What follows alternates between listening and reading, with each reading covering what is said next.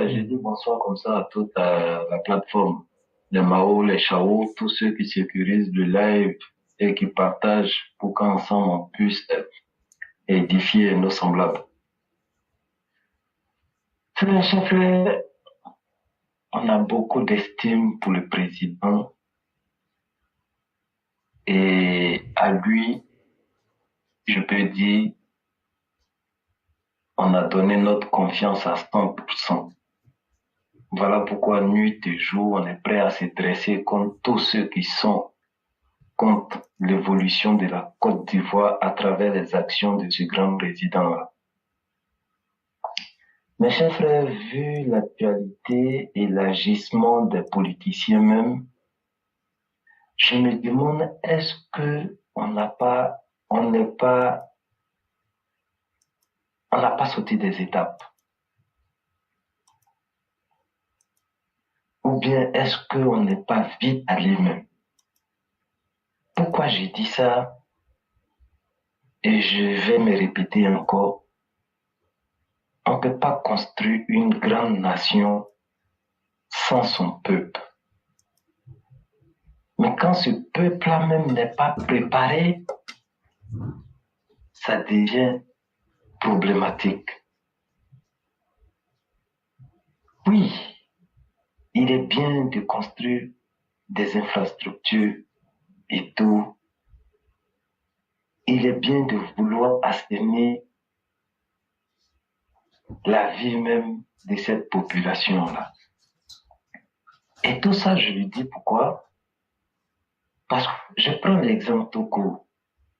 On a vu des gens, malgré les interventions de Sundiata, lorsque la saison des pluies comme ça approche, à interpeller la vigilance des gens, à faire attention par rapport aux inondations, par rapport aux écroulements. Mais on a constaté que j'avais mis goudron dans des coins en Côte d'Ivoire et il y a des gens, juste parce qu'ils n'aimaient pas le monsieur, qui prenaient pioche pour aller casser ça. Voilà pourquoi j'ai dit, on veut construire une grande nation, mais si ce peuple-là n'est pas prêt, ça devient un problème. Parce que des gens à qui tu veux apporter quelque chose, quand ces personnes-là ne connaissent pas la valeur, ou bien tu n'as pas appris même ces personnes-là à connaître la valeur de la chose, ces personnes-là vont négliger la chose. Aujourd'hui, on a envie d'aller, mais on a constaté que Chacun qui nous impose pas mal de choses. La liberté d'expression, la démocratie, le multipartisme et tout. Mais regardez, c'est pour cette liberté-là même. On veut tellement l'appliquer qu'on a même, si je veux dire, on a même dépassé les pays développés sur lesquels on veut copier cette liberté et tout. Et à cause de cette légèreté-là même, si je peux me permettre, aujourd'hui on a du mal à sanctionner des politiciens, ces personnes de mauvaise foi qui ont compris que la politique c'est le meilleur raccourci pour se faire de l'argent et pour être à l'abri même contre la justice. Voilà pourquoi, parce que le peuple n'est pas préparé et il n'y a pas de travail sur la valeur humaine, que ce peuple-là même est victime et parfois se plaît d'être victime pour l'intérêt personnel d'autres personnes qui s'en foutent en vérité de la réalité. Des gens qui ont déjà montré les preuves. Et si on doit les noter, je ne pense pas qu'ils auront 2 sur 20. Et voici un président qui vient, qui d'abord met les Ivoiriens au même niveau en matière de santé. Il crée la CME. Quelle a été la communication des opposants, de ces soi-disant politiciens? Ceux-mêmes qui font croire au peuple qu'ils sont là pour le peuple, qu'ils sont les meilleurs et qu'on doit les donner une chance. Parce que celui qui est là, non, il ne fait rien pour les Ivoiriens, il ne fait rien pour la Côte d'Ivoire. On a vu des dénonciations où il y a des Ivoiriens, par manque de moyens, parfois, on ne s'occupait pas d'eux dans les hôpitaux, qui mouraient. Peut-être des soins qu'ils allaient coûter même pas 20 000 ou bien 10 000, mais parfois d'autres perdaient la vie. On a connu un monsieur hier, lorsque les médecins ont demandé l'augmentation ou bien l'amélioration des conditions même de travail. Ce monsieur-là a joué le bras de fer avec les médecins et on a compté des morts, même des enfants innocents ont perdu la vie à cause d'un irresponsable. Mais ceux-là ont le courage de venir saboter la CME qui allait donner la possibilité à tout Ivoirien de pouvoir se soigner à moindre coût. Est-ce que c'est ça la politique?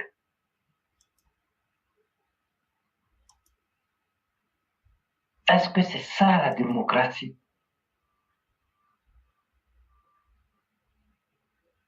On a vu ces mêmes personnes-là, ces détracteurs du développement, entrer dans nos universités et gâter nos institutions, c'est-à-dire ce temple du savoir qui prépare la jeunesse à pouvoir prendre les relèves.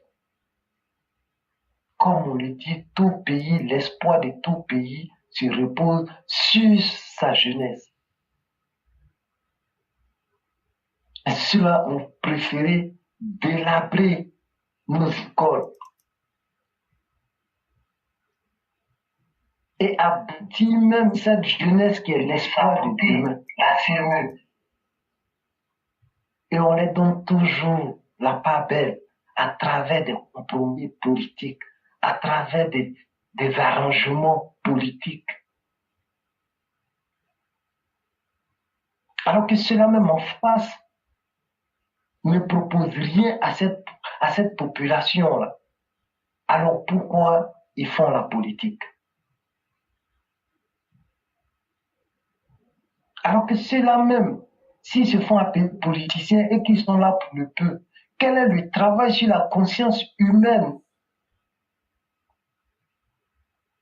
pour qu'ensemble on puisse construire la Côte d'Ivoire? Quel est le travail qu'ils font?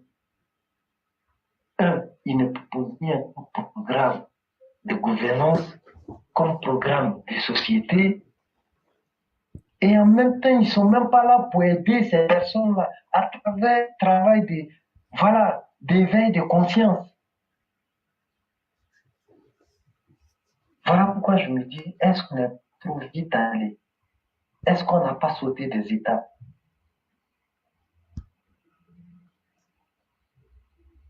Parce que si on n'a pas travaillé sur cette population-là,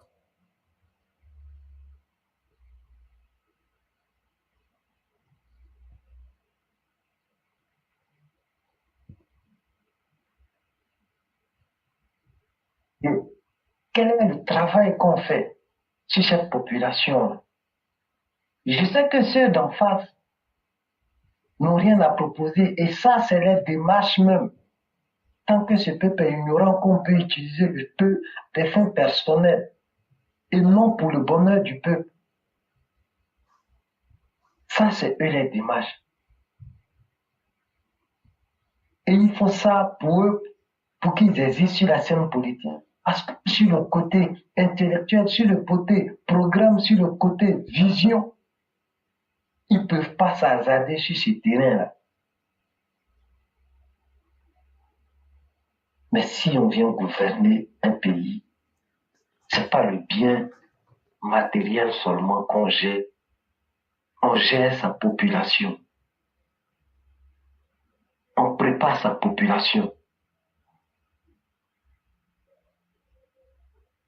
Mais comment on gère cette population-là? Comment on prépare cette population-là? Est-ce qu'on a songé à ça? Est-ce qu'on fait face à ça? Question.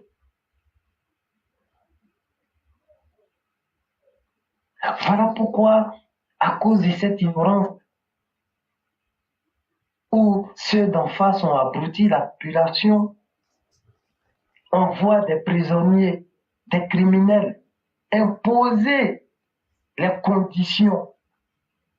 Non, on doit m'amnistier. Non, on doit libérer les prisonniers de guerre, des gens qui ont tué et qui se sont enorgueilleux. Mais on vient demander la libération au nom de quoi? Démocratie? Au nom de quoi? La liberté d'expression? Question. Jusqu'à imposer les conditions de la libération. C'est-à-dire, on doit m'amnistier. C'est-à-dire, quelqu'un qui a tué mes parents demande des conditions pour que demain, même si je dis à cette personne-là, tu es un criminel qui a tué mes parents, cette personne-là est en mesure de me poursuivre. Parce que l'amnistie, c'est pas blanchir seulement la personne, mais c'est lui donner des droits de pouvoir me poursuivre. Si je dis demain qu'il a tué mes parents, si je dis demain qu'il est criminel, voici ce que d'autres personnes n'ont pas encore compris de cette amnistie. C'est-à-dire, on devient deux fois victime. On tue mes parents, je pleure et je n'ai pas le droit de crier, je n'ai pas le droit d'indexer celui qui a tué mes parents. Mais pourquoi cela, ils se permettent ça? À cause des compromis politiques, à cause des digues politiques. Ce qui ne fait même pas honneur à la démocratie. Pourtant, on dit qu'on veut la démocratie. Est-ce que la démocratie, c'est être au-dessus des lois? Est-ce que la démocratie donne le pouvoir à ces politiciens-là?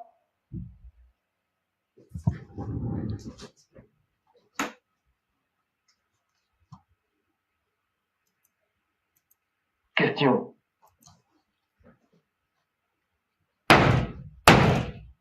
Et comme ils n'ont rien, ils n'ont que la manipulation comme programme, toujours créer des foyers de tension,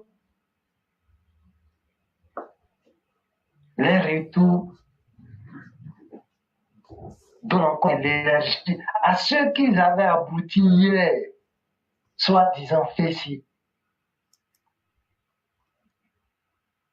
Parce qu'ils ont ramené la politique et ils ont utilisé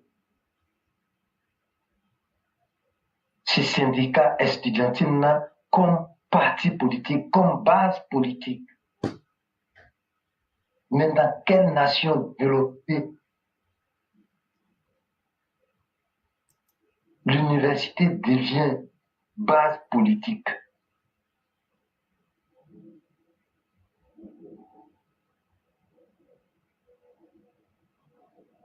Quelle nation développée l'université devient base juridique d'un parti? Encore, comment ils sont utilisés?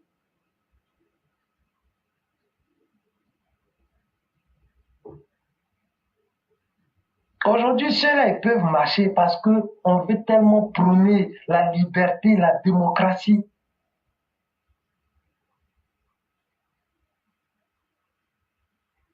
Que ceux-là vont se permettre de légèreté à travers la manipulation de certains politiciens. Ils veulent marcher aujourd'hui par rapport à quoi? Ils veulent manifester par rapport à quoi? Hier, lorsque les étudiants mouraient, des jeunes qui étaient des espoirs de leur famille, mouraient comme ça. Ces étudiants, ces syndicats-là étaient où?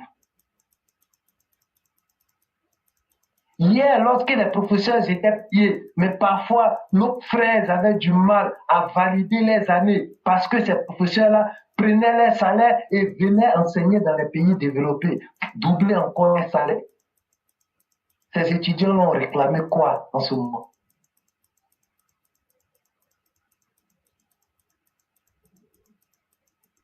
Hier, lorsque ces étudiants-là réclamaient souvent des pourcentages sur la bourse de nos petits frères et nos petites sœurs dans les universités,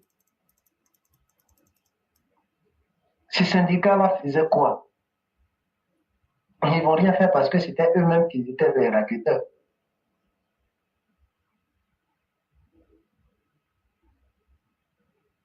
Et on assiste à tout ça à cause d'une certaine liberté d'expression, liberté. Et on donne la possibilité à politiciens qui n'ont rien à proposer à utiliser ces étudiants-là de la même manière qui nous a donné des résultats hier, jusqu'à ce qu'on traite les étudiants, ces syndicats-là, des terroristes, et ils veulent encore toujours utiliser ça. Parce que non, la démocratie, eux, ils existent. Mais comment ils utilisent la démocratie, cette démocratie-là? Est-ce que c'est pour apporter quelque chose? Non. Sur quelle valeur, en tant que politicien, cela même existe?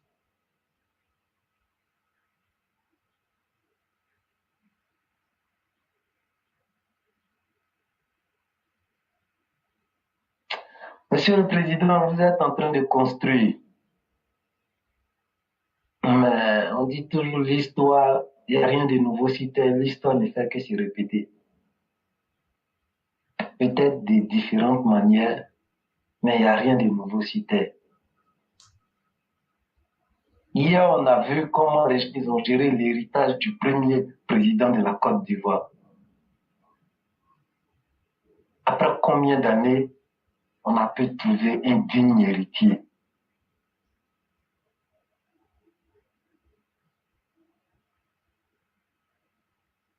Monsieur le Président, on vous demande pardon.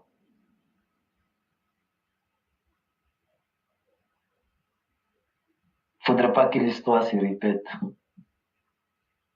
Parce que si ça se répète, même si c'est de différentes manières, ça peut être pire. Comme ça peut être moins pire. Mais du moment où ça va se répéter, alors qu'on n'a pas de bons souvenirs, sur la gestion de cet héritage-là, penchez-vous aussi ce problème. Frère, Oui. voici ce que je pouvais dire et je pense pas qu'il y a besoin de toujours prier pour dire que Dieu sauve la Côte d'Ivoire parce que on a le résultat de ce qu'on pose comme action. Et nous tous, nous sommes concernés et ça sera le bilan de chacun d'entre nous. Effectivement. Vraiment, merci pour ce que vous avez dit. Et là, je crois que tout le monde a entendu. C'est à chacun maintenant de se mettre en face de sa conscience et de se dire ce que nous voulons véritablement. Et donc, comme dirait quelqu'un, que Dieu nous sauve, que Dieu sauve la Côte d'Ivoire. Vraiment, merci beaucoup pour cette intervention-là. On espère bien que les uns et les autres vont l'écouter et que ça va permettre d'assagir certaines personnes qui sont en train de s'obstiner dans la voie de l'égarement. Vraiment, merci beaucoup. Merci infiniment pour cette sortie.